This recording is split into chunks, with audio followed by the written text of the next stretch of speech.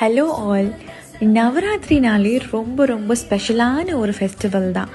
9 டேஸும் 9 காடஸை நம்ம ப்ரே பண்ணி அவங்கக்கிட்ட பிளெஸ்ஸிங் வாங்குறது எவ்வளோ ஒரு ஸ்பெஷலான விஷயமோ, அதே போல் ரிட்டன் கிஃப்ட் வரவங்களுக்கு கொடுக்கறதும் ரொம்ப ரொம்ப ஸ்பெஷலான விஷயந்தான்.